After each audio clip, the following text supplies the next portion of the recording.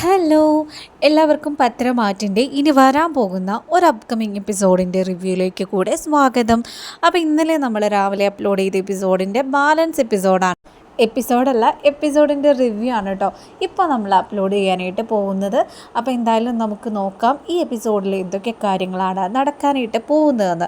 അതിന് മുമ്പായിട്ട് നമ്മുടെ ചാനൽ ഇതുവരെ സബ്സ്ക്രൈബ് ചെയ്യാത്തവരാണ് നിങ്ങളെങ്കിൽ ഒന്ന് സബ്സ്ക്രൈബ് ചെയ്തേക്കുക. അതുപോലെ തന്നെ നമ്മളുടെ റിവ്യൂ നിങ്ങൾക്ക് ഇഷ്ടപ്പെട്ട് കഴിഞ്ഞാൽ പ്ലീസ് ഒന്ന് ലൈക്ക് ചെയ്യുക. ഇനി എന്തെങ്കിലും സജഷൻസ് ഉണ്ടെങ്കിൽ അതും കൂടെ കമൻറ്റ് സെക്ഷനിൽ പറഞ്ഞേക്കാം കേട്ടോ. അപ്പോൾ എന്തായാലും നമുക്ക് പോവാം ഇന്നത്തെ കഥയിലേക്ക്. അപ്പോൾ എന്തായാലും എപ്പിസോഡ് തുടങ്ങുമ്പോൾ തന്നെ കാണിക്കുന്നത് നമ്മുടെ ആദർശിനെയും നയനയുമാണ്. ആദർശ് നയനയെ ദേഷ്യം പിടിപ്പിക്കാൻ വേണ്ടിയിട്ട് ശ്വേതയുടെ അടുത്ത് നിന്നുകൊണ്ട് വീഡിയോ കോൾ ചെയ്യുകയാണ്. അപ്പോൾ ആദർശ് പതിയെ വരുള്ളൂ എന്നൊക്കെ പറയുമ്പം നയന പറയും കൃത്യം 6 മണിക്കുള്ളിൽ ഇവിടെ വന്നേക്കണം എന്ന് പറഞ്ഞുകൊണ്ട് നയന ഓർഡർ ഇടുകയാണ് കേട്ടോ. പെട്ടെന്ന് തന്നെ ആദർശം ഒന്ന് പതറിപ്പോവാണ്. വേഗം തന്നെ നയന ഞാനേ അധികം ലേറ്റാക്കാതെ 6 മണിക്കുള്ളിൽ വന്നേക്കാം എന്നാണ് ഉദ്ദേശിച്ചത് എന്ന് പറഞ്ഞുകൊണ്ട് മാനേജ് ചെയ്യുന്നുണ്ട്. നയന ദേഷ്യത്തിൽ ഫോൺ കട്ട് ചെയ്യുന്നുണ്ട് കേട്ടോ. അപ്പോൾ ഈ സമയത്ത് ഇതൊക്കെ കണ്ടു നിൽക്കുന്ന ആ ശ്വേത എന്നുള്ള ആ പെൺകുട്ടിയുടെ പേര് മലയാളത്തിൽ വരുമ്പം എന്താണെന്നുള്ളതൊന്ന് കമൻറ്റ് ചെയ്തേക്കണം കേട്ടോ. മലയാളത്തിൽ ഇപ്പോഴെങ്കിലും വരില്ല, കുറച്ച് ദിവസത്തിനുള്ളിൽ വരും, ഒരു 2-3 ആഴ്ചയ്ക്കുള്ളിലേ വരുള്ളൂ. അപ്പോൾ ആ ഒരു സമയത്ത് ഒന്ന് കമൻറ്റ് ചെയ്തിട്ടേക്കണേ. അപ്പോൾ ശ്വേത ആദർശനോട് ചോദിക്കുകയാണ്, ആദർശ് നിനക്ക് നിൻ്റെ ഭാര്യയെ ഭയങ്കര പേടിയാണല്ലേ എന്ന് ചോദിക്കുകയാണ്. അപ്പോഴേക്കും ആദർശ് പറയാണ്, പേടിയോ എനിക്കോ അവളെയോ? ഹേയ് നിനക്കത് തോന്നുന്നതാ, ഞാനൊന്ന് കണ്ണുരുട്ടി അവളെ നോക്കിയാൽ തന്നെ അവൾ പേടിച്ച് അങ്ങനെ നിൽക്കും, നിനക്ക് തോന്നുന്നതാ എന്ന്. അപ്പോഴേക്കും ശ്വേത വയ്ക്കുകയാണ്, ഓ അങ്ങനെയാണല്ലേ കാര്യങ്ങൾ, അപ്പോൾ എന്തായാലും നമുക്ക് നോക്കാം എന്ന് പറഞ്ഞുകൊണ്ട് ശ്വേതയും ആദർശും കൂടെ വരികയാണ് കേട്ടോ. അപ്പോൾ വരുന്ന സമയത്ത് ആദർശിൻ്റെ മനസ്സിൽ ഇങ്ങനെ ചിന്ത വരികയാണ്, അല്ല ഞാൻ വിചാരിച്ചത് നയനയെ ഒന്ന് അസൂയപ്പെടുത്താം, നയനയ്ക്കൊരു പണി കൊടുക്കാമെന്നാണ് വിചാരിച്ചത്, പക്ഷെ അവൾ തിരിച്ച് എനിക്ക് തന്നെ വെച്ചല്ലോ, എന്ത് ചെയ്യും എന്നൊക്കെ ഇങ്ങനെ ആലോചിച്ചുകൊണ്ടിരിക്കുക. അപ്പോൾ ഇത് ശ്വേത ഇങ്ങനെ ശ്രദ്ധിക്കുന്നുണ്ട്, ഇവൻ ഒറ്റയ്ക്കിരുന്ന് പിറുവിറുക്കുന്നത്. അപ്പോൾ ശ്വേത ചോദിക്കുകയാണ്, എന്താ ആദർശം, ഞാനിപ്പോൾ കുറച്ച് ദിവസങ്ങളായിട്ട് നിന്നെ ശ്രദ്ധിക്കുന്നതാ, ഒറ്റയ്ക്കിരുന്ന് എന്തൊക്കെയോ പറഞ്ഞുകൊണ്ടിരിക്കുന്നു, നീ ആകെ മാറിപ്പോയി, എന്താ നിനക്ക് പറ്റിയത്? അങ്ങനെ ആദർശം പറയാണ്, നിനക്ക് തോന്നുന്നതാടി, എനിക്കൊന്നും പറ്റിയിട്ടൊന്നുമില്ല, എന്തായാലും വാ നമുക്ക് പോവാമെന്നും പറഞ്ഞുകൊണ്ട് ആദർശ ശ്വേതേനെ കൂട്ടിയിട്ട് പോവാണ്. അടുത്ത സീനിൽ കാണിക്കുന്നത് നമ്മുടെ ദേവയാനീനെയും ജാനകീനെയും മുത്തശ്ശീനെയാണ്. അപ്പോൾ മുത്തശ്ശി ഈ 2 മരുമക്കളെ ഉപദേശിക്കുകയാണ്, നിങ്ങളെപ്പോൾ നോക്കിയാലും പൂച്ചേനെയും മിലീനെയും പോലെയാണ് ഇരിക്കുന്നത്, അങ്ങോട്ടും ഇങ്ങോട്ടും തല്ലുപിടിക്കാനേ നിങ്ങൾക്ക് നേരുള്ളൂ, എന്താണ് നിങ്ങൾക്കിടയിലുള്ള പ്രശ്നമെന്ന് വെച്ച് കഴിഞ്ഞാൽ അത് നിങ്ങൾ പരസ്പരം പറഞ്ഞ് തീർക്ക്, ഇതൊട്ടും ശരിയാവുന്നില്ല നിങ്ങൾ ഈ കാണിച്ചു കൂട്ടുന്നതൊന്നും എന്ന് പറയാണ്. അപ്പോഴത്തേക്കും ദേവയാനി ചോദിക്കുകയാണ്, അതമ്മയ്ക്ക് മനസ്സിലായില്ലേ ഒട്ടും ശരിയായില്ല എന്ന്. അപ്പോൾ ഈ പ്രശ്നങ്ങളൊക്കെ ഉണ്ടാക്കിയത് ഇവളാണ്, ഇവളോട് തന്നെ ചോദിക്കുക കാരണം എന്താണെന്നുള്ളത്. അപ്പോഴത്തേക്കും ജാനകി പറയാണ്, അത് ശരി തന്നെയാണ്, ഞാൻ എന്ത് പറഞ്ഞാലും അതപ്പം തന്നെ പ്രശ്നമാണല്ലോ, ഞാനാണല്ലോ ഈ വീട്ടിൽ അധികപ്പറ്റ് എന്ന് ജാനകി പറയാണ് കേട്ടോ. അപ്പോൾ ഇത് കേൾക്കുന്ന മുത്തശ്ശി പറയാണ്, എൻ്റെ പൊന്നു പിള്ളേരെ, നിങ്ങളുടെ അടുത്ത് എന്താ കാര്യം എന്ന് സമാധാനത്തോടുകൂടി പറഞ്ഞു തീർക്കാൻ വന്നു കഴിഞ്ഞപ്പോൾ തന്നെ പിന്നെയും വഴക്ക് തുടങ്ങിയോ? ഞാനൊരു കാര്യം പറയട്ടെ, നിങ്ങൾ ഇങ്ങനെ വഴക്കടിച്ചുകൊണ്ടിരിക്കുന്നത് നിങ്ങളുടെ മരുമക്കൾ, വന്നു കയറിയിരിക്കുന്ന മരുമക്കൾ പല വീട്ടിൽ നിന്നുള്ളവരാണ്, പല സാഹചര്യത്തിൽ നിന്നുള്ളവരാണ്. ഇവർ കാണുകയാണെങ്കിൽ ഇവർക്കും എന്ത് തോന്നും, ഇങ്ങനെ തല്ലുപിടിക്കുന്നതാണ് ജീവിതം എന്ന് തോന്നും, അവരും തല്ലുപിടിക്കാൻ തുടങ്ങും. അപ്പോൾ നിങ്ങൾക്ക് അങ്ങനെ ചെയ്യരുതെന്ന് പറയാനായിട്ടുള്ള ഒരു വോയിസ് പോലും ഉണ്ടാവില്ല. ഞാനും നിങ്ങളുടെ അച്ഛനും ഇവിടെ ഉണ്ടെന്നുള്ള ഒരു മര്യാദ പോലും കാണിക്കാതെ നിങ്ങൾ ഞങ്ങളുടെ മുമ്പിൽ വെച്ചിട്ട് തന്നെ വായി തോന്നുന്നൊക്കെ പറഞ്ഞ് എന്തൊരു വഴക്കിടലാണ് നിങ്ങൾ ഉണ്ടാക്കുന്നത്, നിങ്ങൾക്ക് തന്നെ തോന്നുന്നുണ്ടോ ഇത് ശരിയാണെന്ന്? അപ്പോഴത്തേക്ക് ഇത് കേട്ടോടനെ തന്നെ ദേവയാനിയും അതുപോലെ തന്നെ ജാനകി ഇങ്ങനെ തല താഴ്ത്തുകയാണ് കേട്ടോ. മുത്തശ്ശി പിന്നെയും പറയാണ്, എന്തെങ്കിലും കാര്യമായിട്ടുള്ള കാര്യത്തിനാണ് നിങ്ങൾ തമ്മിൽ വഴക്കുണ്ടാക്കുന്നതെങ്കിൽ കണ്ട് നിൽക്കുന്നവർക്കും അതിലെന്തെങ്കിലും ഒരു ഗൗരവകരമായിട്ടുള്ള കാര്യമുണ്ടെന്ന് തോന്നും. പക്ഷേ ഇത് ഒരു കാര്യമില്ലാത്ത കാര്യത്തിനാണല്ലോ മക്കളെ നിങ്ങളിങ്ങനെ വഴക്കുണ്ടാക്കുന്നത്. എപ്പോഴെങ്കിലും നിങ്ങളുടെ അടുത്ത് ഞാനൊരു അമ്മായിയമ്മയെ പോലെ നടന്നിട്ടുണ്ടോ? എപ്പോഴും അമ്മയെ പോലെ തന്നെയല്ലേ ഞാൻ നിങ്ങളെ പരിപാലിച്ചിരിക്കുന്നത്, സ്വന്തം അമ്മയായിട്ടല്ലേ നിങ്ങൾ എന്നെ കണക്കാക്കിക്കൊണ്ടിരുന്നത്. ഞാൻ വിചാരിച്ചിരുന്നു എൻ്റെ മരണശേഷവും നിങ്ങൾ ഈ കുടുംബത്തെ കൂട്ടുകുടുംബമാക്കി കോർത്തിണക്കി 2 പേരും കൊണ്ടുപോകുന്നു. പക്ഷേ അതെല്ലാം എൻ്റെ ആ ഒരു വിശ്വാസമെല്ലാം ഒറ്റ ദിവസം കൊണ്ട്, ഒറ്റ നിമിഷം കൊണ്ട് നിങ്ങൾ കുഴി തോണ്ടി പൊതച്ചല്ലോ പിള്ളേരെ എന്ന് ചോദിക്കുകയാണ്. മക്കളെ നിങ്ങളെ രണ്ടുപേരെയും കണ്ടിട്ട് എത്രയോ ആൾക്കാർ ചോദിച്ചിട്ടുണ്ട് സ്വന്തം ചേച്ചി അനിയത്തിമാരാണോ എന്ന്. അത്രയേറെ സ്നേഹത്തോടു കൂടിയാണ് നിങ്ങളിവിടെ കഴിഞ്ഞു പോന്നിരുന്നത്. ഇതിപ്പോൾ ആരുടെ കണ്ടുപെട്ടു എന്ന് അമ്മയ്ക്കറിയില്ല. നിങ്ങൾ എന്തിനാണ് ഇങ്ങനെ തമ്മിൽ വഴക്കടിക്കുന്നതെന്ന് ചോദിക്കുകയാണ്. ഇത് കേട്ടതും ദേവയാനി പറയുകയാണ്, അമ്മേ ഞാനല്ല വഴക്കടിക്കുന്നത്, അവളാണ്. ഞാൻ എന്ത് പറഞ്ഞാലും അതെല്ലാം മനസ്സിൽ വെച്ചുകൊണ്ടിരിക്കുകയാണ് അവൾ. ഞാനാണെങ്കിൽ ആരെന്ത് ചെയ്താലും അതൊന്നും പിന്നീട് മനസ്സിൽ വെക്കാറില്ല. അപ്പോഴേ എന്നെ ഇതുപോലെ മനസ്സിലാക്കാത്ത ഒരു അനിയത്തിയുടെ ആവശ്യം എനിക്കിനി ഇല്ല എന്ന് പറയുകയാണ്. ഇത് കേട്ട ഉടനെ ജാനകിയും പറയാണ്, എനിക്കും നിങ്ങളുടെ ആവശ്യമില്ല, എനിക്കും ഇനിയൊരു അങ്ങനെ ഒരു ചേച്ചിയുടെ ആവശ്യമില്ല. ഇത്രയും നാളും നിങ്ങളെയൊക്കെ വിശ്വസിച്ചതാണ് ഞാൻ ചെയ്ത തെറ്റെന്ന് പറയുകയാണ്. ഇത് കേട്ടതും ദേവയാനി പറയാണ്, നീ മര്യാദക്കല്ലെങ്കിൽ ഞാൻ അങ്ങ് വന്നാളുണ്ടല്ലോ എന്ന് പറഞ്ഞുകൊണ്ട് ദേവയാനി ഇങ്ങനെ പറയാണ്. അപ്പോഴത്തേക്കും ജാനകി പറയാണ് കേട്ടോ, വന്നു കഴിഞ്ഞാൽ നിങ്ങൾ എന്ത് ചെയ്യും എന്നെ? അപ്പോഴേക്കും മുത്തശ്ശി പറയാണ്, നിർത്ത് രണ്ടുപേരും നിർത്ത്, ഇത് എന്താ നിങ്ങൾ ഈ കാണിക്കുന്നതെന്ന് ചോദിക്കുകയാണ്. മോളെ ജാനകി, നീ കാണിക്കുന്നത് എന്തു തന്നെയാണെങ്കിലും അത്ര ശരിയല്ല മോളെ. ഈ വീട്ടിലെ ഏറ്റവും മുതിർന്ന മരുമകളാണ് ദേവയാനി. ആ ഒരു സ്ഥാനം പോലും നീ കണക്കാക്കാതെ അവൾക്ക് നേരെ ഇങ്ങനെ ചെല്ലുന്നത് ഒട്ടും നല്ലതല്ല. നീ മര്യാദക്ക് അവളോട് ക്ഷമ ചോദിക്കും മോളെ എന്ന് പറയാണ്. അപ്പോഴേക്കും ജാനകി പറയാണ്, ഞാൻ ക്ഷമയൊന്നും ചോദിക്കൊന്നുമില്ല, ഞാൻ അത്രയുള്ള തെറ്റൊന്നും ചെയ്തിട്ടില്ല എന്ന് പറയാണ്. അങ്ങനെ മുത്തശ്ശി പറയാണ്, എങ്കിൽ ഒരു കാര്യം ചെയ്യ്, നിൻ്റെ അമ്മയുടെ വീട്ടിലേക്ക് പോയിക്കോ, ഞാൻ എൻ്റെ മകനോട് സംസാരിച്ചോളാം എന്ന് പറയാണ്. അപ്പോൾ ഇത് കേട്ടതും ജാനകി പറയാണ്, എന്താണ് അമ്മ ഇങ്ങനെയൊക്കെ സംസാരിക്കുന്നതെന്ന് ചോദിക്കുകയാണ്. അപ്പോഴത്തേക്കും അമ്മ പറയാണ്, മോളെ പിന്നെ ഞാൻ എങ്ങനെയാണ് സംസാരിക്കേണ്ടത്? നിന്നേക്കാളും മൂത്തതല്ലേ ദേവയാനി, അവൾ ഈ വീട്ടിലെ മൂത്ത മരുമകളാണ്. നീ ആ ഒരു സ്ഥാനം പോലും കൊടുക്കാതെ അവൾക്ക് നേരെ വെറുതെ ഒരു കാര്യമില്ലാതെ തർക്കിച്ചുകൊണ്ടിരിക്കുകയാണ്. നീ ക്ഷമ ചോദിക്കുക, അല്ലെങ്കിൽ നീ നിൻ്റെ വീട്ടിലേക്ക് തിരിച്ചു പോയിക്കോ, നിനക്കിഷ്ടമുള്ളതുപോലെ കാണിച്ചു കൂട്ടാൻ പറ്റുന്ന ഇടമല്ല ഇത് എന്ന് പറയാണ്. അപ്പോഴേക്കും ജാനകി വേറെ നിവൃത്തിയില്ലാത്തത് കാരണം എന്നെ ക്ഷമിക്ക് ചേച്ചി എന്നിങ്ങനെ പറയാണ്. അപ്പോൾ ഇത് കേട്ട ഉടനെ തന്നെ ദേവയാനി പറയാണ്, ഇതിലും നല്ലതാണ് നീ എന്നോട് ക്ഷമ ചോദിക്കാതിരിക്കുന്നതാണ്. നീ എത്ര തവണ ക്ഷമ ചോദിച്ചാലും എനിക്ക് നിന്നോടുള്ള ഒരു സഹവാസവും ഇനി ഉണ്ടാവില്ല, നീ എൻ്റെ അനിയത്തിയുമായിരിക്കില്ല എന്ന് പറയാണ്. അപ്പോഴത്തേക്കും ജാനകിയും വേഗം തന്നെ തുടങ്ങുകയാണ്. അപ്പോൾ മുത്തശ്ശി ഇതിനിടയിൽ നിന്നുകൊണ്ട് പറയുകയാണ്, നിങ്ങളെ തമ്മിൽ ഒന്നിപ്പിക്കാൻ നോക്കി എന്നെ വേണമല്ലോ ആദ്യം പറയാൻ, നിങ്ങൾ എന്താണെന്ന് വെച്ചാൽ കാണിച്ചു കൂട്ടെ, ഇനി ഞാനിതിൽ ഇടപെടുന്നില്ല എന്ന് പറഞ്ഞ് മുത്തശ്ശി ദേഷ്യത്തിൽ അങ്ങ് കയറി പോവാണ് കേട്ടോ. അങ്ങനെ ദേവയാനിയും ജാനകിയും പരസ്പരം ദേഷ്യത്തോടു കൂടി മുഖത്തോട് മുഖം നോക്കിയിട്ട് അവരവരുടെ വഴിക്ക് പോവുകയാണ്. അടുത്ത സീനിൽ നമ്മുടെ നവ്യയാണ് കാണിക്കുന്നത്.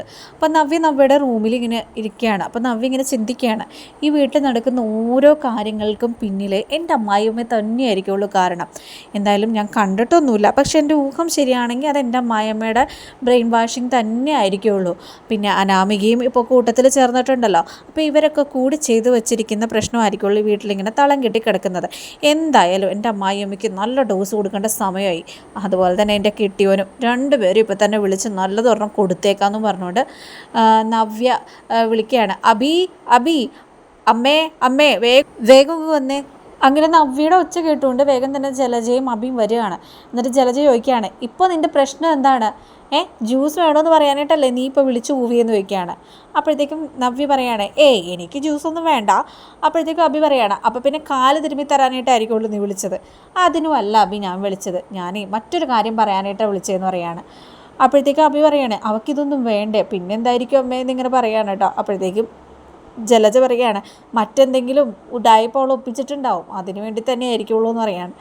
അപ്പോഴത്തേക്കും നവ്യ പറയാണ്, മറ്റൊരു കാര്യം തന്നെ പറയാനായിട്ടാണ് ഞാൻ വിളിച്ചത്, അതിൽ നിങ്ങൾ സംശയിക്കുകയൊന്നും വേണ്ട. എന്താണെന്ന് വെച്ച് കഴിഞ്ഞാൽ എനിക്ക് 1,00,000 രൂപ വേണം എന്ന് പറയാണ്. ഇത് കേട്ടതും ജലജയും അതുപോലെ തന്നെ അഭിയും ഞെട്ടുകയാണ് കേട്ടോ. 1,00,000 രൂപയെ എന്തിനാ നിനക്കപ്പോൾ 1,00,000 രൂപ എന്ന് വയ്ക്കുകയാണ്.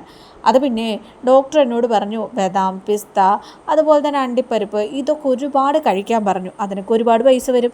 മാത്രമല്ല ഇനിയിപ്പോൾ വയറൊക്കെ വലുതായി കഴിഞ്ഞ് കഴിഞ്ഞാൽ ഈ ഡ്രസ്സൊന്നും പറ്റില്ല, അപ്പോൾ അതിനനുസരിച്ചുള്ള ഡ്രസ്സുകളും മേടിക്കണം. പിന്നെ കൊച്ചിന് വേണ്ടിയിട്ടുള്ള സാധനങ്ങളൊക്കെ ഇപ്പോഴേ മേടിച്ച് വെക്കാമെന്ന് ഞാൻ വിചാരിച്ചു. അല്ലെങ്കിൽ തന്നെ ഇതൊക്കെ പിന്നെ വേറെ ആര് മേടിക്കാനാ?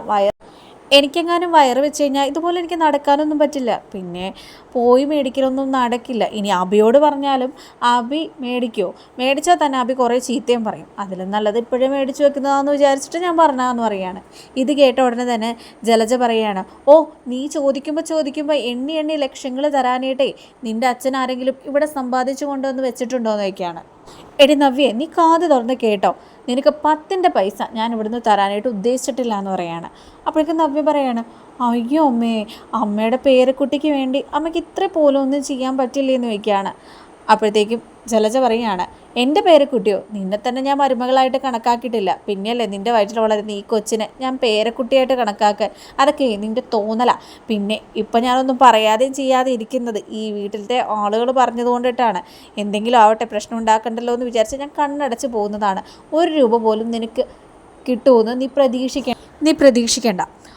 മാത്രമല്ല ഇവിടെ കിട്ടുന്ന എന്താണോ അത് കഴിച്ചിട്ട് മിണ്ടാണ്ട് അടങ്ങി ഒതുങ്ങി നീ ഇവിടെ നിന്നോളണം എന്ന് പറയാണ്. അപ്പോഴത്തേക്കും നവ്യ പറയാണ്, ഓ അങ്ങനെയാണോ കാര്യങ്ങൾ, ശരി, എനിക്ക് ചെയ്യാനുള്ളതിന് ചെയ്തോളാം. പിന്നെ എൻ്റെ അടുത്ത് ഇങ്ങനെയൊക്കെ കളിച്ചു കഴിഞ്ഞ് കഴിഞ്ഞാൽ തിരിച്ച് നന്നായി ഞാൻ പഠിപ്പിക്കുമെന്നുള്ളത് അറിയാലോ അമ്മയ്ക്കെന്ന് പറയാണ്. അപ്പോഴത്തേക്കും അഭി പറയാണ്, നിനക്ക് ഇഷ്ടമുള്ളതുപോലെ നീ എന്താണെന്ന് വെച്ചാൽ ചെയ്യടി, ഞങ്ങൾക്ക് അതിലൊരു പേടിയില്ല എന്ന് പറയാണ്. അപ്പോൾ ജലജ, എടാ അഭി, അവൾ എന്തെങ്കിലും പണി തന്നാലോ? അപ്പോഴത്തേക്കും അഭി പറയാണ്, അമ്മ ഒന്ന് പോയമേ, അവൾ വെറുതെ നമ്മളെ വരട്ടുന്നതാണ്, അമ്മ പേടിച്ചു എന്ന് ഓക്ക് തോന്നണ്ട, നീ ഇഷ്ടമുള്ളതുപോലെ എന്താണെന്ന് വെച്ചാൽ ചെയ്യടി എന്ന് പറഞ്ഞു രണ്ടും കൂടെ അവിടെ നിന്ന് ഇറങ്ങി പോവാട്ടോ. ആ സമയത്ത് നവ്യ ചിന്തിക്കുകയാണ്, നിങ്ങൾ എങ്ങനെയാണോ എന്നെ ട്രീറ്റ് ചെയ്യുന്നത് ആ രീതിയിൽ തന്നെ ആയിരിക്കുള്ളൂ ഞാൻ നിങ്ങൾക്ക് തിരിച്ച് തരാൻ പോകുന്നത്. എന്തായാലും നിങ്ങൾക്കുള്ള പണി ഇപ്പം തന്നെ ഞാൻ തരാമെന്ന് പറഞ്ഞുകൊണ്ട് നവ്യം ഇരിക്കുകയാണ് കേട്ടോ.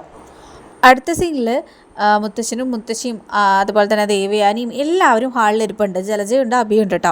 അപ്പോൾ അവിടേക്ക് നമ്മുടെ നവ്യ വരികയാണ്. നവ്യയുടെ കയ്യിലാണെങ്കിൽ ഒരു പെൻ ഡ്രൈവ് ഉണ്ട് കേട്ടോ. അപ്പോൾ ഈ പെൻ ഡ്രൈവ് ഇങ്ങനെ കാണിക്കുന്നുണ്ട് കയ്യിലിങ്ങനെ വെച്ചിട്ട് അഭി കാണാൻ വേണ്ടിയിട്ട്. അപ്പോൾ അഭിയും ജലജയും ഇങ്ങനെ ചിന്തിക്കും, ഇവളുടെ കയ്യിലിരിക്കുന്നത് ഈ സാധനത്തിൽ എന്തായിരിക്കുമോ എന്തോ. അപ്പോഴത്തേക്കും മുത്തശ്ശിയോട് നവ്യ ചോദിക്കുകയാണ്, മുത്തശ്ശി ഞാനൊരു കാര്യം പറയട്ടെ, അതായത് മുത്തശ്ശി കണ്ട ഷോ തന്നെ എത്ര തവണ ഇരുന്ന് കാണുക. ഞാൻ എൻ്റെ പെൻഡ്രൈവിലെ കുറേ നല്ല സിനിമകളും അതുപോലെ തന്നെ കുറച്ചുകൂടെ നല്ല കാര്യങ്ങളൊക്കെ ഉണ്ട്, അതൊക്കെ ഒന്ന് കണ്ടു നോക്കും മുത്തശ്ശി. മുത്തശ്ശി മാത്രമല്ല എല്ലാവരും കാണണം, അത്ര നല്ല കാര്യങ്ങളാണ് ഇതിൽ നടക്കുന്നത്, നല്ല നാടകമാണെന്നേ. നമുക്കറിയാവുന്നവർ തന്നെയാണ് അഭിനയിച്ചിരിക്കുന്നതെന്ന് പറയാണ്. അപ്പോഴത്തേക്കും ദേവയാനി ചോദിക്കുകയാണ്, ആഹാ അങ്ങനെ ഒരു നാടകമോ? എന്താ നമ്മൾക്കറിയാവുന്നവർ അഭിനയിച്ചിരിക്കുന്നോ? പുതിയ നാടകമാണോ എന്ന് ചോദിക്കുമ്പോഴത്തേക്കും നമ്മുടെ നവ്യ പറയാണ്, പിന്നെ അല്ലാതെ പുതിയ നാടകം തന്നെയാണ്. അപ്പോൾ മുത്തശ്ശി പറയാണ്, എങ്കിൽ പിന്നെ മോളെ അത് ഓൺ ചെയ്യും, നമുക്കത് കാണാം എന്ന് പറയാണ് കേട്ടോ. അപ്പോൾ ഇത് കേൾക്കുന്നതും നമ്മുടെ ജലജ അഭിയോട് ചോദിക്കുകയാണ്, എടാ ഇനി എങ്ങാനും ഞാൻ ആ മാല കക്കുന്നത് ഇവളെങ്ങാനും വീഡിയോ കൊടുത്ത് എല്ലാവരെയും കാണിക്കാൻ പോവുകയാണോ എന്ന് ചോദിക്കുകയാണ്. അപ്പോഴേക്കും അഭി പറയാണ്, അമ്മ എന്തിനാ അങ്ങനെ പേടിക്കുന്നത്, അവളുടെ കയ്യിൽ ആ വീഡിയോ ഒന്നും ഇല്ല എന്നുള്ളത് അവൾ അന്നേ തന്നെ പറഞ്ഞല്ലേ എന്ന് പറയാണ്. അപ്പോഴേക്കും ജലജ പറയാണ്, എടാ വേറെ ആരെ വേണമെങ്കിലും വിശ്വസിക്കാം, പക്ഷെ നിൻ്റെ പെണ്ണുമ്പിള്ളേനെ അവളെ വിശ്വസിക്കാനും പറ്റില്ലടാ, അവളുടെ കയ്യിൽ ചിലപ്പോൾ ആ വീഡിയോ ഉണ്ടാവും, എന്തായാലും എന്നെ പെടുത്താൻ വേണ്ടി തന്നെയായിരിക്കുമോ അവൾ വരുന്നത്. അപ്പോഴത്തേക്കും ജലജയും അതുപോലെ തന്നെ അഭിയും കൂടെ എഴുന്നേറ്റിട്ട് ചോദിക്കുകയാണ്, എന്താ നവ്യ, നിൻ്റെ റൂമിൽ ടി വി ഒന്നുമില്ലേ? നിൻ്റെ റൂമിലുള്ള ടി വിയിൽ കുത്തി നിനക്ക് ഇഷ്ടമുള്ള നാടകം കണ്ടാൽ പോരെ? ഇവിടെ എല്ലാവരും ഇരിക്കാതെ ഇവിടെ വന്നിരുന്ന നാടകം കണ്ട കാര്യമുണ്ടോ എന്ന് ചോദിക്കുകയാണ്. അപ്പോഴേക്കും നവ്യ പറയുകയാണ്, ഇതിപ്പോൾ ഒറ്റയ്ക്കിരുന്ന് കണ്ടു കഴിഞ്ഞാൽ ഒരു രസവുമില്ല, എല്ലാവർക്കും കാണാൻ പറ്റുന്ന നാടകം, നല്ല രസമാണ് കാണാനായിട്ട്. എന്തായാലും മുത്തശ്ശി ഞാനത് കാണാൻ പോവാട്ടോ എന്ന് പറയുകയാണ്, കുത്താൻ പോവാണ് കേട്ടോ പെൻ ഡ്രൈവ് എന്ന് പറയുകയാണ്. അങ്ങനെ മുത്തശ്ശിയും പറയുകയാണ്, ആ മോളെ വെക്കി മോളെ എന്ന് പറയാണ് കേട്ടോ. അപ്പോഴത്തേക്കും ജലജ വന്നിട്ട് വയ്ക്കുകയാണ്, ഇതിൻ്റെ ഉള്ളിൽ നീ എന്താടി പിടിച്ചു വച്ചിരിക്കുന്നത്, എന്തെങ്കിലും എന്നെ കൊടുക്കാനായിട്ടുള്ള കാര്യങ്ങളാണോ എന്ന് ചോദിക്കുകയാണ്. അപ്പോഴത്തേക്കും നവ്യ പറയാണ്, കാണാൻ പോകുന്ന പൂരം പറഞ്ഞറിയിക്കേണ്ട കാര്യമുണ്ടോ? എന്തായാലും എന്നോട് പറഞ്ഞല്ലോ 1 ലക്ഷം രൂപ എനിക്ക് തരില്ല എന്ന്, അപ്പോൾ അതിൻ്റെ റിവെഞ്ച് തന്നെയാണിത്. എന്തായാലും എല്ലാവരും ഒന്ന് കാണട്ടെ, അത് തന്നെയാണ് നല്ലതെന്ന് പറഞ്ഞുകൊണ്ട് നവ്യ ഈ പെൻഡ്രൈവ് കുത്താനായിട്ട് പോവാണ് കേട്ടോ. രണ്ടും കൂടെ നിന്ന് വെറുക്കാണ് കേട്ടോ. അപ്പോൾ നവ്യ ആണെങ്കിൽ ഇവരെ നോക്കിക്കൊണ്ട് ടി വിയിൽ പെൻഡ്രൈവും കുത്തി ഓൺ ചെയ്യാണ്. ഓൺ ചെയ്യുന്ന സമയത്ത് പ്ലേ ആവുന്ന കാര്യം എന്താണെന്ന് വെച്ച് കഴിഞ്ഞാൽ, അഭി എക്സ്പയറി കഴിഞ്ഞ കുറച്ച് മരുന്നുകൾ നവ്യയ്ക്ക് കൊടുക്കാനായിട്ട് ശ്രമിച്ചില്ലേ, ആ കാര്യങ്ങളൊക്കെയാണ് പിടിച്ചു വച്ചിരിക്കുന്നത്. ആ കാര്യങ്ങളൊക്കെയാണ് ഇപ്പോൾ വീഡിയോ രൂപത്തിൽ ഇവർ കണ്ടുകൊണ്ടിരിക്കുന്നത്. ഇത് കണ്ട് വീട്ടിൽ ഓരോരുത്തരും ഞെട്ടാണ് കേട്ടോ. ആ സമയത്ത് ജലജയ അഭിയും പറയുകയാണ്, എടാ നമുക്ക് എന്തായാലും റൂമിലേക്ക് പോവാം, ഇനി ഇവിടെ നിൽക്കുന്നത് അത്ര സേഫ് ആയിരിക്കില്ല, എല്ലാവരും ഒന്ന് മറക്കട്ടെ, അതുവരെ നമുക്ക് റൂമിൽ തന്നെ ഇരിക്കാമെന്ന് പറയുകയാണ്. അങ്ങനെ രണ്ടും കൂടെ റൂമിലേക്ക് പോകുന്ന അതേ സമയം തന്നെ ദേവയാനി രണ്ടും നിന്നും അവിടെ എന്ന് പറയുകയാണ്. രണ്ടുപേരും എന്ത് കൂത്തവിടെ കാണിച്ചു കൂട്ടിയിരിക്കുന്നത്, നിനക്ക് ബോധമില്ലേടാ അഭി, എക്സ്പയറി ഡേറ്റ് കഴിഞ്ഞിരിക്കുന്ന മരുന്ന് നിൻ്റെ ഭാര്യയ്ക്ക് കൊണ്ടുവന്ന് കൊടുക്കാനായിട്ട്. ഒന്നാമത് ചെക്കപ്പിന് പോയി കഴിഞ്ഞപ്പോൾ ഡോക്ടർ പറഞ്ഞതാണ് അവൾ വീക്കാണെന്ന്. ആ കൂട്ടത്തിൽ നീ ഇത്തരത്തിലുള്ള മരുന്നും കൂടെ മേടിച്ച് കൊടുത്തു കഴിഞ്ഞാൽ നിൻ്റെ ഭാര്യനെ കൊല്ലാനായിട്ടാണോടാ നീ നോക്കുന്നതെന്ന് ചോദിക്കുകയാണ്. അപ്പോൾ ഇത് കേട്ട അഭി പറയണം, അയ്യോ ഇല്ല വല്യമ്മേ, അറിയാതെ പറ്റിപ്പോയതാണെന്ന് പറയാണ് കേട്ടോ.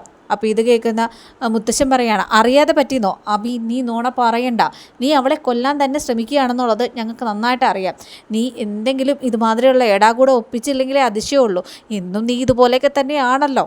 എടാ നിനക്ക് ബുദ്ധിയില്ലാത്തവനോ പഠിപ്പില്ലാത്തവനോ വിവരമില്ലാത്തവനോ അല്ല നീ. അപ്പോൾ പിന്നെ നിനക്കെങ്ങനെ എക്സ്പയറി ഡേറ്റ് കഴിഞ്ഞ മരുന്നുകൾ തന്നെ കിട്ടുക? നീ അത് ശ്രദ്ധിച്ച് തന്നെ ആയിരിക്കില്ലേ വാങ്ങിക്കുക. അപ്പോൾ നീ ഇത് മനഃപൂർവ്വം ചെയ്തതാണെന്നുള്ളത് ഞങ്ങൾക്ക് നന്നായിട്ട് അറിയാം. നീ ഇനി ഇതിൻ്റെ പേരിൽ കിടന്ന് ഉരുളണ്ടാന്ന് പറയാണ്. അങ്ങനെ ദേവയാനി നവ്യയോട് പറയാണ്, നവ്യ ഒരു കാര്യം ചെയ്യ്, നീ എന്തായാലും ഇതിപ്പോൾ കാണിച്ചത് നന്നായി. ഇനിയിപ്പോൾ ഇവരെ വിശ്വസിക്കുന്നതിൽ അത്ര അർത്ഥമൊന്നുമില്ല. നിനക്ക് എന്താവശ്യമുണ്ടെങ്കിലും അത് നീ എന്നോട് പറ. എന്താ നിൻ്റെ പ്രശ്നം? നീ അത് എന്നോട് തുറന്നു പറയാണ്. അങ്ങനെ നവ്യ പറയാണ്, അത് പിന്നെ ഞാൻ ഹെൽത്തി ആയിട്ടുള്ള ഭക്ഷണം കഴിക്കുമെന്ന് ഡോക്ടർ പറഞ്ഞല്ലോ. അപ്പോൾ ഭക്ഷണത്തിന് വേണ്ടിയിട്ടും അതുപോലെ തന്നെ കുഞ്ഞിന് ആവശ്യമായിട്ടുള്ള സാധനങ്ങളും പിന്നെ എൻ്റെ വയറ് വെക്കുന്നതനുസരിച്ചുള്ള ഡ്രസ്സുകളൊക്കെ മേടിക്കാൻ വേണ്ടിയിട്ട് കുറച്ച് പൈസ എൻ്റെ അമ്മായിയമ്മയോടും എൻ്റെ ഭർത്താവിനോടും ഞാൻ ചോദിച്ചു. അത് തരില്ലെന്ന് പറഞ്ഞു. ആ ദേഷ്യത്തിനാണ് ഞാനിത് പ്ലേ ചെയ്ത് കാണിച്ചത്. ഇവർക്ക് എന്നോട് യാതൊരു തരത്തിലുള്ള സ്നേഹവും ഇല്ല എന്ന് പറയാണ്. അപ്പോൾ ഇത് കേൾക്കുന്ന ദേവയാനി അതാണോ മോളെ കാര്യം എന്ന് ചോദിച്ചുകൊണ്ട് കുറച്ച് പൈസ എടുത്തുകൊണ്ട് വന്നു. 1 ലക്ഷം രൂപ എടുത്തുകൊണ്ട് വന്നിട്ട് നവ്യയുടെ കയ്യിലോട്ട് കൊടുക്കുകയാണ്. ഇതിൽ 1 ലക്ഷം രൂപയുണ്ട്. നിനക്ക് ഇഷ്ടമുള്ള ഭക്ഷണങ്ങൾ നീ മേടിച്ചോ, അതുപോലെ തന്നെ ഡ്രസ്സും മേടിച്ചോ. നീ പ്രഗ്നൻ്റ് ആയിട്ട് ഇരിക്കുകയാണ്. അപ്പം നിനക്കിഷ്ടമുള്ള കാര്യങ്ങളെല്ലാം നീ മേടിച്ച് കഴിച്ചോ. ബാലൻസ് വരുന്ന പൈസ ഉണ്ടല്ലോ അത് നിൻ്റെ കയ്യിൽ തന്നെ ഇരുന്നോട്ടെ. നിനക്ക് ആവശ്യമുള്ള സാധനങ്ങളൊക്കെ മേടിക്കാനായിട്ട് അത് യൂസ്ഫുൾ ആയിരിക്കുള്ളൂ എന്ന് പറയുകയാണ്. അങ്ങനെ മുത്തശ്ശൻ പറയുകയാണ്, ജലജെ നീ നിൻ്റെ മകനും കൂടെ കാണിച്ചു കൂട്ടുന്ന കൂത്തുകൾ വളരെ കൂടിപ്പോകുന്നുണ്ട്. ആ പെൺകുട്ടി ഒരു ഗർഭിണിയാണെന്ന് പോലും നിങ്ങൾ ചിന്തിക്കുന്നില്ല. നിൻ്റെ മകൻ്റെ കുഞ്ഞാണ് അവളുടെ വയറ്റിൽ കിടക്കുന്നത്. ഞാനൊരു കാര്യം പറഞ്ഞേക്കാം, അവളെ മര്യാദയ്ക്ക് നീ നോക്കില്ലെങ്കിൽ ഒരു ചില്ലി പൈസ പോലും ഇവിടെ നിന്ന് നിനക്ക് ഓഹരിയായിട്ട് കിട്ടാൻ പോകുന്നില്ല കേട്ടോ. കഴിഞ്ഞ ദിവസം കൂടെ ആദർശ് പറഞ്ഞേ ഉള്ളൂ ഇവന് ഇനി നല്ലൊരു പോസ്റ്റിംഗ് കൊടുത്തിട്ട് ഓഫീസിൽ നിർത്തണമെന്ന്. അതുപോലും ചെയ്യില്ല. ഇത്രയധികം ദുഷ്ടത്തിലുള്ള മനുഷ്യന്മാരുണ്ടോ എന്ന് ചോദിച്ചിട്ടുണ്ട് മുത്തശ്ശൻ അങ്ങ് കയറിപ്പോവാട്ടോ. അപ്പോൾ ഇത് കേട്ട ഉടനെ തന്നെ ജലജ, അച്ഛ ഞാൻ അറിഞ്ഞുകൊണ്ട് പറഞ്ഞതല്ല അച്ഛ, അച്ഛൻ ഒന്നും ക്ഷമിക്കുന്നൊക്കെ പറയുകയാണ് കേട്ടോ. പക്ഷെ ആരും അത് മൈൻഡ് ചെയ്യുന്നില്ല. എല്ലാവരും പിരിഞ്ഞു പോവാണ്. ആ സമയത്ത് നവ്യ നേരെ തന്നെ ജലജയുടെ നോക്കിയിട്ട് പറയുകയാണ്, ഇതുകൊണ്ട് കഴിഞ്ഞു എന്നൊന്നും വിചാരിക്കേണ്ട, വരുന്നുണ്ട് പുറകെ എന്ന് പറഞ്ഞുകൊണ്ട് നവ്യം കയറിപ്പോവാണ്. അടുത്ത സീനിൽ കാണിക്കുന്നത് നമ്മുടെ അബീനെയാണ്. അബി സോഫയ്ക്കിട്ട് 2-3 കുത്തു കൊടുക്കാട്ടോ ദേഷ്യത്തിൽ. അപ്പോൾ ഇത് കണ്ടുകൊണ്ട് വരുന്ന ജലജ പറയുകയാണ്, ഈ കുത്ത് നവ്യയുടെ മുഖത്തിട്ട് കൊടുത്തിരുന്നെങ്കിൽ അവൾ നീ പറയുന്നത് കേട്ട് അടങ്ങി ഒതുങ്ങി കഴിഞ്ഞേനെന്ന് പറയുകയാണ്. അപ്പോഴത്തേക്കും അബി പറയുകയാണ്, അമ്മ അറിഞ്ഞുകൊണ്ടാണ് ഈ പറയുന്നത്. അവളുടെ സ്വഭാവം അമ്മയ്ക്ക് അറിയാലോ. ഞാൻ ഈ കുത്ത് അവളുടെ മുഖത്തെങ്ങാനും കൊടുത്തു കഴിഞ്ഞാൽ അവളെന്നെ കൊല്ലാക്കൊല ചെയ്യും. അമ്മയ്ക്ക് അറിയാലോ ഇതൊക്കെ. പിന്നെ എന്തിനാ അമ്മ ഇങ്ങനെയൊക്കെ പറയുന്നതെന്ന് ചോദിക്കുകയാണ്.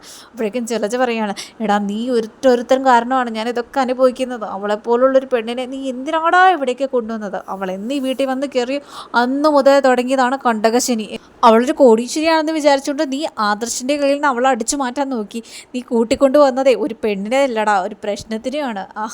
എന്തൊരു പ്രശ്നം അവൾ ഓരോ ദിവസം ഉണ്ടാക്കുന്നത്. ഒരു പ്രശ്നമാണോ 2 പ്രശ്നമാണോ? എന്നും ഓരോരോ പ്രശ്നങ്ങളല്ലേ. എടാ നിനക്ക് വേറെ പണിയൊന്നും ഉണ്ടായിരുന്നില്ലേ? ഇത്തരത്തിൽ പോവുകയാണെങ്കിലേ നമുക്ക് ഈ വീട്ടിൽ നിന്ന് ഒരു ചില്ലി പൈസ പോലും കിട്ടില്ല. ഞാനും നീയൊക്കെ പുറത്ത് നിന്ന് പിച്ചെടുക്കേണ്ടി വരുമെന്ന് പറയുകയാണ്. അപ്പോഴേക്കും അബി ഇങ്ങനെ ആലോചിക്കുകയാണ് കേട്ടോ, 2 പേരും പിച്ചെടുത്തുണ്ടെന്ന് ആ ഒരു സീനൊക്കെ ഇങ്ങനെ ആലോചിക്കുകയാണ്. എന്നിട്ട് അബി പറയുകയാണ്, അമ്മേ അങ്ങനെ സംഭവിക്കും അമ്മേ, എനിക്കത് സഹിക്കാനേ പറ്റുന്നില്ല. പിച്ചതുണ്ടോയെന്ന് വെച്ചാൽ എന്തൊരു ബുദ്ധിമുട്ടുള്ള പണിയാണെന്നറിയോ അമ്മേ. മാത്രമല്ല ഇപ്പോൾ ഒരാൾ പോലും പിച്ചക്കാർക്ക് മര്യാദക്ക് പൈസ പോലും കൊടുക്കുന്നില്ല. നമ്മൾ പോലും കൊടുക്കുന്നില്ലല്ലോ അമ്മേ. നമുക്കങ്ങനെ പിച്ചെടുത്താൽ കൂടെ പൈസ കിട്ടില്ലല്ലോ അമ്മയെന്ന് പറയുകയാണ്. ഇത് കേട്ട ജലജയുടെ കണ്ണാകിയ തള്ളു കേട്ടോ. ജലജ പറയുകയാണ്, എടാ നീ ഇങ്ങനെ പിച്ചെടുക്കുന്ന കാര്യത്തെക്കുറിച്ചിട്ടാണോ പറഞ്ഞുകൊണ്ടിരിക്കുന്നത്? നീ മിണ്ടാതിരിക്കടാ. ഞാൻ അതൊന്നും അല്ല നിന്നോട് പറഞ്ഞത്. നമ്മളിനി അവൾ പറയുന്ന ഒരു കാര്യവും വകവയ്ക്കാതിരിക്കരുത്. അവൾ എന്ത് പറഞ്ഞാലും അതേപോലെ തന്നെ ചെയ്യണം, അല്ലെങ്കിൽ നമുക്ക് നല്ല പണി കിട്ടുമെന്ന് ഞാൻ ഉദ്ദേശിച്ചുള്ളൂ. എന്തായാലും ഞാനൊരു കാര്യം തീരുമാനിച്ചു. ഇനി ഞാൻ അവളോട് തല്ലുപിടിക്കാനോ തർക്കിക്കാനോ ഒന്നിനും നിൽക്കുന്നില്ല. നിന്ന് കഴിഞ്ഞാൽ ശരിയാവില്ല എന്ന് പറഞ്ഞുകൊണ്ട് അവർ പോവാട്ടോ. എന്നിട്ട് അവരിങ്ങനെ പറയുകയാണ്, എങ്ങനെ ജീവിച്ചിരുന്നതാണ് ഞാൻ, എൻ്റെ തല വര എന്ന് പറഞ്ഞുകൊണ്ട് തലക്കിട്ട് അടിച്ചുകൊണ്ടാണ് അവർ പോകുന്നത് കേട്ടോ.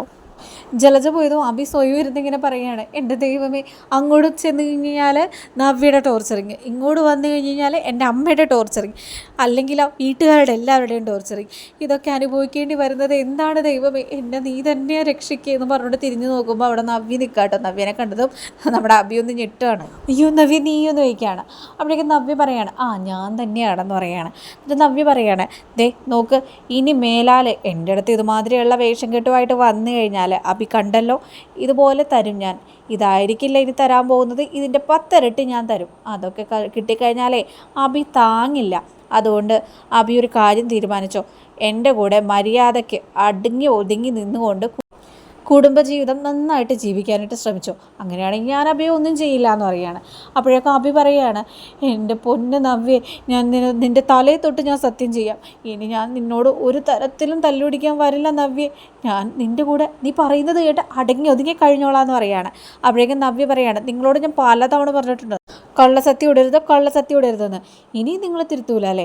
ഇനിയും നിങ്ങൾ സത്യം ഇടാനായിട്ട് ഉദ്ദേശിച്ച് കഴിഞ്ഞാൽ അഭി എൻ്റെ സ്വഭാവം നിങ്ങൾക്ക് അറിയാലോ എന്ന് പറയുകയാണ്. അപ്പോഴേക്കും അഭി പറയുകയാണ്, എൻ്റെ പൊന്ന് നവ്യ, ഞാൻ കള്ളത്തരം പറഞ്ഞതല്ല, ഞാൻ സത്യം പറഞ്ഞത്. ഞാൻ ഒരുപാട് സ്നേഹിക്കുന്നുണ്ട്, നീ ഇനിയെങ്കിലും എന്നെ ഒന്ന് വിശ്വസിക്കുക. ഞാൻ എന്തായാലും ഇവിടെ നിന്ന് പോവുകയാണെന്ന് പറഞ്ഞുകൊണ്ട് അഭി അവിടെ നിന്ന് എസ്കേപ്പ് ആവാട്ടോ. അപ്പോൾ അഭി അങ്ങ് പോകുന്നത് കണ്ടിട്ട് നവ്യയ്ക്ക് ചിരി വരികയാണ്. അടുത്ത സീനിൽ കാണിക്കുന്നത് ആദർശ റൂമിലേക്ക് വരും കേട്ടോ. അപ്പോൾ റൂമിലാണെങ്കിൽ നല്ല എന്തോ സ്വീറ്റ് ചെയ്ത് വെച്ചേക്കണതിൻ്റെ മണം ഇങ്ങനെ വരും കേട്ടോ. അപ്പോൾ ആദർശ് വിചാരിക്കുകയാണ്, ഓ ഇതെന്താണോ അവൾ ഉണ്ടാക്കി വെച്ചിരിക്കുന്നത്, ഇത് അടച്ചു വെച്ചിരിക്കുന്നു, തുറന്നു നോക്കാമെന്ന് പറഞ്ഞുകൊണ്ട് ആദർശ് തുറന്നു നോക്കുമ്പോൾ ബാദുഷയാണ് കേട്ടോ. അപ്പോൾ ഇത് ഇഷ്ടമല്ലെന്നല്ലേ ആദർശ് കുറച്ച് ദിവസമായിട്ട് ഇപ്പം ഇങ്ങനെ പറയുന്നത്. അപ്പം ഇതാണ് ഉണ്ടാക്കി വെച്ചിരിക്കുന്നത്. എന്തായാലും നല്ല മണം വരുന്നുണ്ട്, നല്ല ടേസ്റ്റ് ആയിരിക്കുള്ളൂ, അവളുണ്ടാക്കിയതല്ലേ, എന്തായാലും ഒന്ന് ടേസ്റ്റ് ചെയ്ത് നോക്കാം, കൊതി വന്നിട്ട് വയ്യാന്ന് പറഞ്ഞുകൊണ്ട് ആദർശ് അത് എടുക്കാൻ പോകുന്നതും നയന വേഗം തന്നെ പറയുകയാണ്, ആദർശേട്ടാ അത് തുടരുതെന്ന് പറയുകയാണ്. അപ്പോഴേക്കും ആദർശ് പറയുകയാണ്, അതെന്താ നീ അങ്ങനെ പറഞ്ഞത്? ആദർശേട്ടനല്ലേ ഈ ബാദുഷ ഇഷ്ടമല്ലാത്തത്, അപ്പോൾ എനിക്കോ? ആദർശേട്ടൻ അങ്ങനെ ശ്വേതയോട് പറയുന്നത് ഞാൻ കേട്ടു, മാത്രമല്ല കൂടെയുള്ളവർക്ക് അതിനെക്കുറിച്ചിട്ട് അറിയില്ല എന്നും പറഞ്ഞു, അത് ഞാൻ അങ്ങനെ കേട്ടു. അതുകൊണ്ട് ആദർശേട്ടൻ കഴിക്കണ്ട. ഇന്നിപ്പോൾ ഞാൻ വിചാരിച്ചേ എന്തായാലും ബാദുഷ കഴിച്ചിട്ട് കുറേ ദിവസമായി, അതൊന്ന് ഉണ്ടാക്കി നോക്കാം എന്ന് വിചാരിച്ച് ഉണ്ടാക്കി കഴിഞ്ഞപ്പോൾ ഭയങ്കര ടേസ്റ്റ് ആദർശേട്ടാന്ന് പറഞ്ഞുകൊണ്ട് ഓരോരോ ബാദുഷ എടുത്ത് നമ്മുടെ നയന കഴിക്കാൻ കേട്ടോ. അപ്പോൾ ബാദുഷ കഴിച്ചിട്ടുള്ളവരൊന്ന് കമൻറ്റ് ചെയ്യുക. ഞാൻ എന്തായാലും കഴിച്ചിട്ടില്ല, എങ്ങനെയാണോ, നല്ല ടേസ്റ്റാണോ എന്നുള്ളതെന്നൊക്കെ ഒന്ന് കമൻറ്റ് ചെയ്തേക്ക്. അപ്പോൾ നയന ബാദുഷ കഴിക്കുന്നത് കണ്ടിട്ട് ആദർശനാണ് ഈ കൊതി വന്നിട്ട് വയ്യ, ആദർശൻ്റെ വായിൽ നിന്ന് തന്നെ വെള്ളം വരിക കേട്ടോ. അപ്പോൾ ആദർശ് പറയുകയാണ് കേട്ടോ, ആദർശ് നല്ല ടേസ്റ്റ് ഉണ്ടല്ലേ നയനയെന്ന് ചോദിക്കുകയാണ്. അപ്പോൾ നയന പറയണം, ഭയങ്കര ടേസ്റ്റ് ഉണ്ട് ആദർശ് ഏട്ടാ, ആദ്യമായിട്ട് ഉണ്ടാക്കിയപ്പോൾ ഞാൻ ഇത്ര എക്സ്പെക്റ്റ് ചെയ്തില്ല, പക്ഷെ ഭയങ്കര പൊളി ടേസ്റ്റാന്ന് പറയുകയാണ്. അപ്പോഴേക്കും ആദർശ് പറയണം, മണം കേൾക്കുമ്പോൾ തന്നെ അറിയാം, എന്തായാലും ഞാൻ ഇത്തിരി എടുത്ത് നോക്കട്ടെ, ഞാനൊന്ന് ട്രൈ ചെയ്ത് നോക്കാമെന്ന് പറയുമ്പോഴത്തേക്കും നയന കൈതട്ടി മാറ്റാണ്. വേണ്ട തൊടണ്ടാന്ന് പറഞ്ഞില്ലേ, ആദർശേട്ടൻ ഇഷ്ടമില്ലാത്ത ഒരു കാര്യം ആദർശേട്ടൻ കഴിക്കരുത്, ആര് നിർബന്ധിച്ചാലും കഴിക്കരുത്, അതെനിക്ക് നിർബന്ധമാണെന്ന് പറഞ്ഞുകൊണ്ട് നയന ഇങ്ങനെ ഓരോന്നെടുത്ത് ആസ്വദിച്ച് കഴിക്കുകയാണ്. അപ്പോൾ ഇത് കണ്ട് ആദർശനൊന്നും പറയാൻ പറ്റാത്ത അവസ്ഥയിൽ ആദർശ് ഇങ്ങനെ എന്താ പറയുക, കൊതി വന്നിട്ട് വയ്യ, എനിക്ക് കിട്ടേയില്ല എന്നുള്ള അവസ്ഥയിൽ ഒന്നും പറയാനും പറ്റാത്ത അവസ്ഥയിൽ ആദർശ് ഇങ്ങനെ നോക്കി നിൽക്കുകയാണ്. അപ്പോൾ ഇത്രയും കാര്യങ്ങളാണ് ഈ എപ്പിസോഡിൽ നടക്കുന്നത് കേട്ടോ. അപ്പോൾ മറക്കണ്ട, റിവ്യൂ ഇഷ്ടപ്പെട്ടാൽ ലൈക്ക് ചെയ്യാം കേട്ടോ.